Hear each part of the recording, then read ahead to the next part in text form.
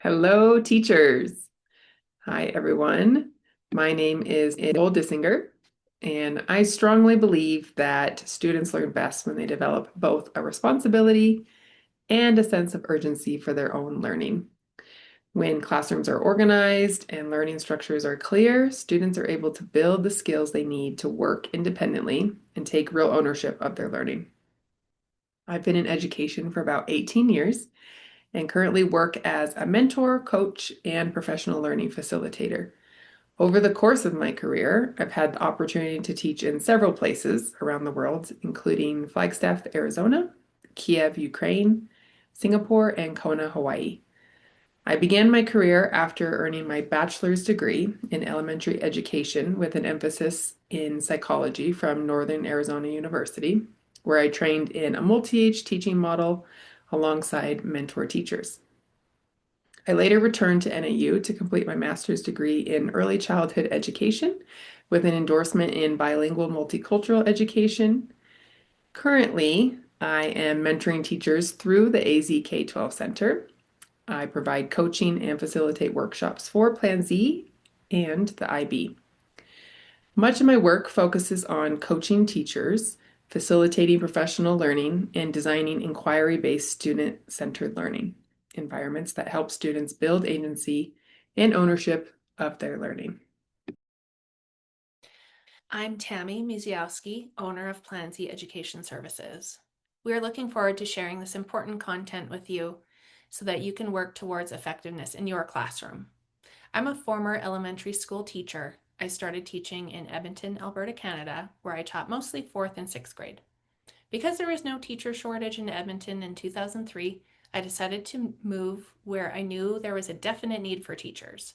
My options were Boston, New York, and LA, and it happened that New York was where I landed. I taught 3rd and 4th grade at one public school for 8 years, and in my final year in New York, I worked in the role of a pre-K coordinator.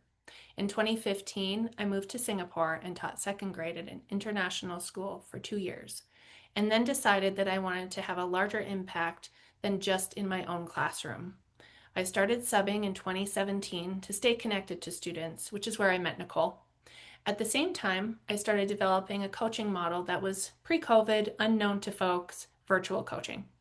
Over the last few years, we have been developing the professional learning options for teachers that support them with their specific needs, that often focus on how to develop classroom culture, how to intentionally and effectively plan engaging learning, and also be a reflective teacher. This is some of the work I did as the Director of Teaching and Learning at a school in Kona, Hawaii. It was an enriching experience for teachers at the school to have Nicole come out to teach at the school and bring this approach of an intentional development to the school. Now, as mentors for teachers in Arizona, we are excited to be a partner with the Arizona K-12 Center to support new teachers. It is exciting for us that Plan Z has become a professional learning option for teachers and schools. We offer workshops and coaching to not only new teachers, but all teachers and administrators.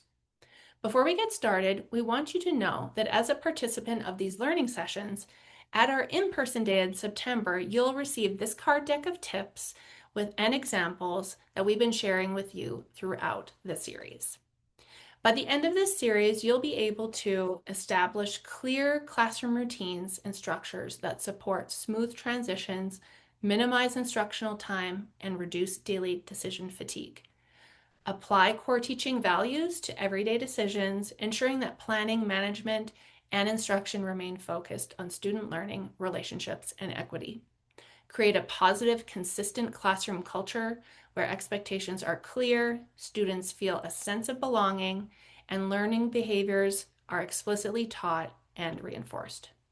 And prioritize high impact practices over perfection, using a simplified approach to planning and classroom management that supports sustainability, confidence, and long-term growth. Welcome to Ready, Set, Teach. This series is designed specifically for beginning teachers because the first year isn't just about lesson plans and standards, it's about who you are becoming as an educator. Our agenda for this session, we're starting with ready because before expectations, routines, or instructional strategies, We need clarity around values, skills, and classroom culture. Our goal today isn't perfection, it's clarity, and clarity creates confidence. When you think about your classroom, it's easy to jump straight to what you're teaching, the content, the standards, the lesson plans. But culture doesn't start with your curriculum, it starts with you. It starts with who you are, what you believe, and what you bring into the room every single day. And that's why we always begin with values. Because long before students remember the exact lesson you taught, they remember how you feel in the classroom or how they felt in the classroom. They remember whether it felt safe to ask questions, whether the voice mattered, and whether mistakes were part of learning or something to hide from. Those feelings don't happen by accident. They come from the values that guide your teaching.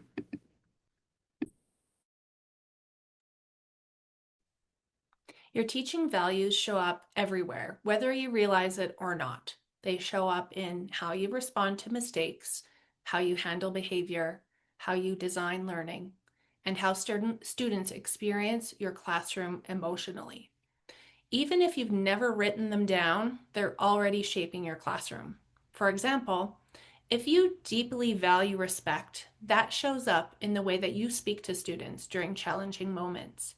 If you value curiosity, that might show up in how often you invite student questions or allow time for exploration.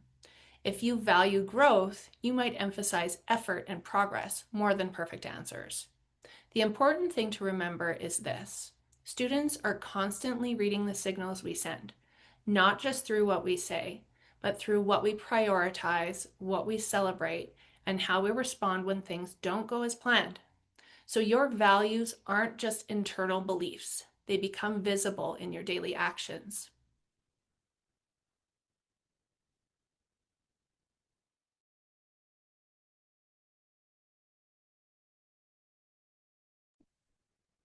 And here's something we tell new teachers all the time, and honestly, experienced teachers too. If you don't define your values, your stress will define them for you. When you're overwhelmed, tired, behind on grading, dealing with a behavior, or feeling pressure from a million directions, that's when you're most likely to react instead of respond. And those reactions might not reflect the kind of teacher you actually want to be. Without clarity around your values, it's easy to get pulled in a dozen different directions, trying to meet every expectation, respond to every request, and keep up with every new initiative. But when your values are clear, they act like a compass. They don't remove the challenges of teaching, but they help you navigate them. So we want you to slow this down, way down. Before you worry about classroom management systems, procedures, or even lesson plans, we want you to ask a few important questions. What do you want students to feel in your classroom? What do you believe students deserve from you as a teacher? When things get hard, and they will, what values do you want guiding your decisions?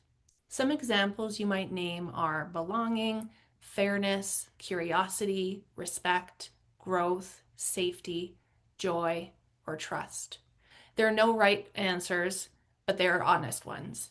And the more honest you are about what truly matters to you, the easier it becomes to build a classroom that reflects those beliefs. We'll model this for a second so you can see what this might look like in real life. For me, some of my core teaching values are risk-taking, perseverance, and equity. This means that I try to create a classroom where students feel safe to try even when they're not sure they'll get it right. I want mistakes to feel like part of learning, not something to avoid or be embarrassed by. It also means that I'm always asking myself whose voices are being heard and whose might be getting overlooked. So when a student is struggling, my first instinct is what support do they need to keep going, not what consequence do they deserve. That shift in thinking changes the kinds of decisions I make every day in my classroom. And for me, my values are really centered around curiosity, agency, and flexibility. I want students to feel like their questions matter and that their learning isn't something being done to them, but something they're actively part of. So when I'm planning a lesson or responding to behavior, I try to ask myself, is this inviting students to think for themselves? Is this giving them space to make choices and learn from them? Is this allowing for different of understanding? And honestly, I don't always get it right. There are different days when things feel rushed, messy, or out of alignment, and with what I hoped the classroom would feel like. But having clear values gives me something steady to come back to when I feel overwhelmed or off track. They help me reset and realign with the kind of teacher I'm trying to be. So this is why values matter so much. They become the filter for your decisions. They help you decide what matters most, what can wait, and what doesn't align. When you're deciding how to spend class time, how to respond to a situation, or what kind of learning environment you want to build, your values give you a place to start. Especially when outside pressures start creeping in. There's testing, pacing guides, parent expectations, new initiatives, data dashboards. Your values help you pause and ask, is this helping me become the teacher I want to be? Or is this pulling me away from what I believe students actually need? That pause is powerful. It helps you stay grounded in the middle of a profession that often moves very quickly. Because teaching will always be full of noise, your values are what give you signal. They don't make the job easier, but they do make it clearer. And clarity is one of the most powerful forms of support you can give yourself as a teacher. So, we've given you a lot to think about in this little section about values. In your working document, you'll find a few short activities designed to help you begin identifying and articulating your own teaching values. Take some time to reflect, write, and explore those ideas. There's no rush. This is what this is work that develops over time. Once your values are clear, the next question is, what skills do students need in order to thrive in the culture you want to create? Because values by themselves are powerful, but they're only the starting point. Students don't automatically know how to live out those values. They need opportunities to learn, practice, and refine the skills that make those values possible. This is where we get surprised. We often think of skills only as academic, things like reading comprehension, writing, problem solving, or analyzing texts. But classroom culture depends on human skills too. Skills like listening, collaboration, self regulation, asking for help, taking academic risks, reflecting on learning, disagreeing respectfully, and managing frustration when something feels hard. These skills that help students function not only as learners, but as members of a learning community. And just like academic skills, they develop over time through explicit teaching and consistent practice. Here's an important mindset for teachers. If a skill hasn't been taught, it can't be expected. So I'm going to say that again because it's such an important idea. If a skill hasn't been taught, it can't be expected. So sometimes when students struggle with behavior, our first instinct is to think they're choosing not to behave appropriately. But very often, what we're actually seeing is a skill gap. So maybe a student doesn't yet know how to regulate their frustration when work feels difficult, or they don't know how to ask for help in a safe way. Maybe they haven't had much practice listening to classmates or participating in group discussions. So instead of asking, why won't they behave? The skill gap could be critical thinking, skills for problem solving. So we shift this question to what does the student need support with? Which skill do they need support with? And then the support provided would be scaffolded questioning and possibly small group instruction. So that shift moves us from reacting to behavior and into teaching for growth. And that's a much more productive place to work from. Let's connect this back to values you identified earlier. Take a moment and think about one value that feels important to you as a teacher. Maybe it's respect or curiosity, Maybe it's belonging, growth, or perseverance. Now ask yourself, what skills would students need in order to live out that value in your classroom? So, for example, if you value respect, students might need to learn skills like listening while others speak, waiting their turn, and disagreeing without putting others down. If you value curiosity, students might need practice with asking thoughtful questions, exploring different perspectives, and staying engaged even when answers aren't obvious. If you value growth, students may need support with trying again after making mistakes, reflecting on their learning, and viewing challenges as opportunities rather than failures. The key idea here is that skills have to be explicitly taught and practiced. Once we start thinking this way, something powerful really happens. Instead of seeing behavior as something we simply need to manage, we can start seeing as something we can teach. That might look like modeling how to disagree respectfully in a discussion, showing students what it sounds like to ask for help, or practicing what productive group look actually looks like. We might even be able to give students language that they can use when they feel frustrated. The more explicitly we teach these skills, the more likely students are to succeed. Because most students truly want to do well, they just need the tools and the practice to get there. Having good intentions isn't the same as planning with intention. So, when we name skills clearly and teach them intentionally, we move from reacting to behavior to preparing students for success. That's how classroom culture becomes proactive instead of reactive and punitive. Instead of waiting for problems to happen and then responding, we focus on building the skills that prevent many of those problems in the first place. This creates a learning environment where students feel supported, capable, and ready to grow. Okay, so now let's zoom out and connect everything we've talked about so far. We started with values, what matters to you most as a teacher. Then we talked about skills, what students need to practice in order to be successful. When those two pieces come together, they shape something incredibly important, your classroom culture. Classroom culture isn't your posters, your seating chart. It's not your color scheme or your colorful decorations.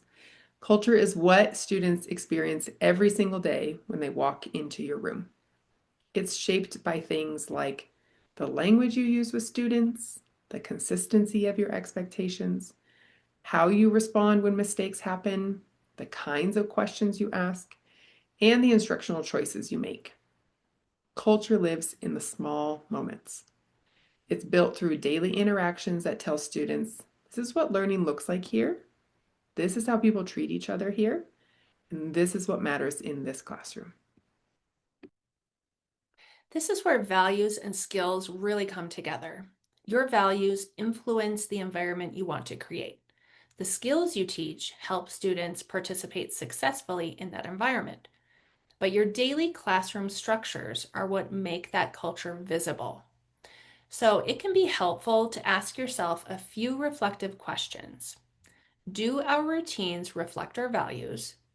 Do I intentionally plan for students to have chances to practice skills? Does our classroom feel emotionally safe and academically challenging? Because strong classroom culture isn't about lowering expectations. It's about creating an environment where students feel safe enough to take risks, make mistakes, and keep learning. Okay, so let's try a quick reflection. Picture someone walking into your classroom for the very first time. This could be a student, parent, another teacher, or even an administrator. Without hearing a long explanation from you, what would they notice? What would they learn about what matters most in this classroom? What would they notice the students doing? Are they collaborating, working together? Would they see mistakes treated as learning opportunities? Would they hear respectful conversation and curiosity through questioning? These small signals communicate powerful messages to students and others about the kind of community they're stepping into. The good news is this: classroom culture isn't something that happens by accident. It grows from the alignment between three things: your values, the skills you teach, and the learning experiences you create. When those pieces align, students begin to understand not only what they're learning, but how they're expected to learn together. And that shared understanding creates a classroom where students feel comfortable participating, asking questions, and taking ownership of their learning. The goal isn't a perfect classroom. The goal is a clear and intentional one. So, as we move forward in this series, remember these three ideas.